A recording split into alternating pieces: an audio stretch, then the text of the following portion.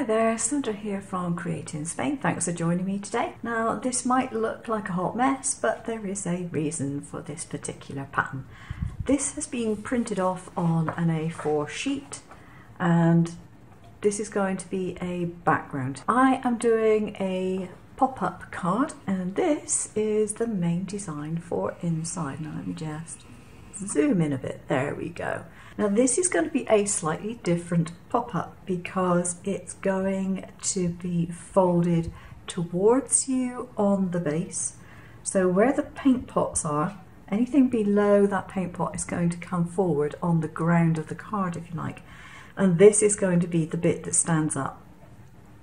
Now because I realise you won't necessarily want to do a pop-up, I haven't included the tab. Now this is simply a 2 centimetre strip. That's all it is. And I've just drawn it in pencil above the paint pot. So the idea is it'll be folded along the top of the pot, folded in 1 centimetre, and then that gets glued onto the back of the card. Now in this particular case, I've got it printed with a colour attached to it. In this case, it's done for you to colour in. Now, when it comes to the actual items here, those will be seen by a scanner on a Brother Scan and Cut quite happily, if that's how you're cutting it out. If you are not, then you want to obviously make sure that you have your cut line going all the way around the outside and not in between bits. On the little paw prints here, I don't want to have to cut out each individual toe if I can possibly help it. So I have gone in with a pencil and all I did was a line going through the toes and then from the toes on the outer side to the main paw pad. And I did that on each of them. So hopefully the scanner will recognise that and it won't cut each individual toe. We'll see. Got my main item cut out. I did have to snip just down there by the bucket with a pair of scissors, and I have marked the horizontal line so that it goes just under that bucket there. And then this piece here I measured 1 centimetre in and just put a fold line in, folded it across the top of the bucket.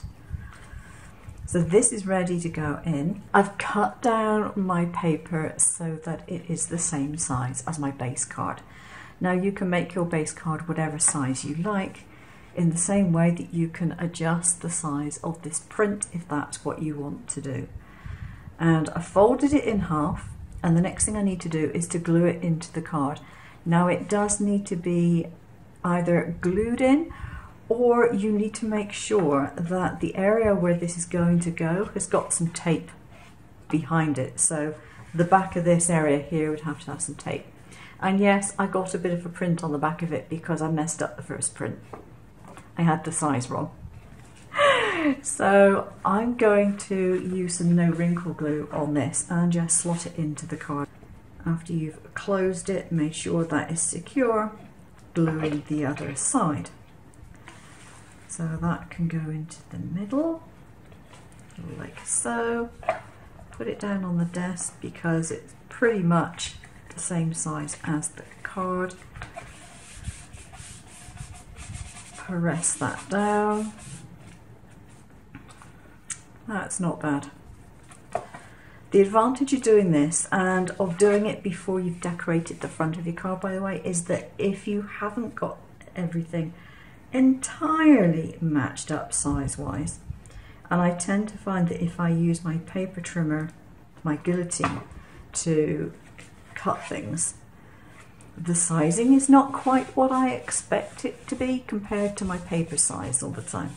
So I can trim the edge of this card so that everything matches up absolutely perfectly.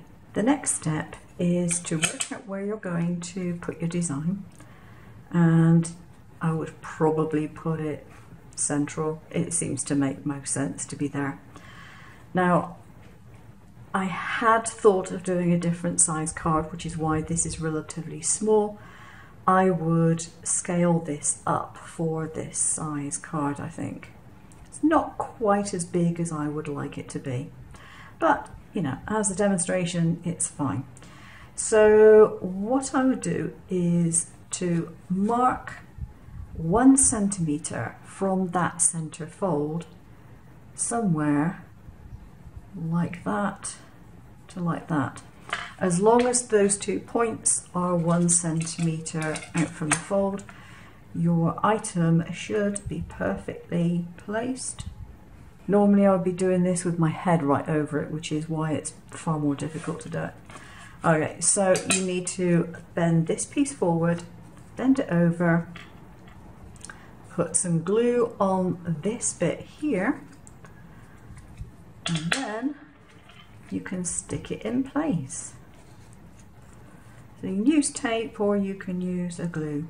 Make sure that it runs on that edge there, because then we just have to put the tape or the glue on there. Don't put any tape on the top bit, only on this bit here.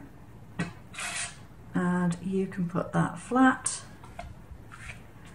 I've increased the size of the file for this one. I decided the first one was definitely way too small. And in fact, I've decided that this one is still too small, so I have made it larger again. Now in the file, I've decided what I will do is simply give you the one that you can colour in. And if you're wondering how the background was done, that was done in Procreate with some spray brushes. And they were just standard flick and splatter brushes that were in the software originally. But you could quite easily use either a stamp or indeed just flick colour over the background. So since that's the effect which is wanted, it's not really a difficult thing to do. I'm going to keep the front of my card really simple so that it belies what is inside. I'm literally just going to do some colour swatches around the outside of the card in different colours. There we go. That was super easy, but it's pretty effective.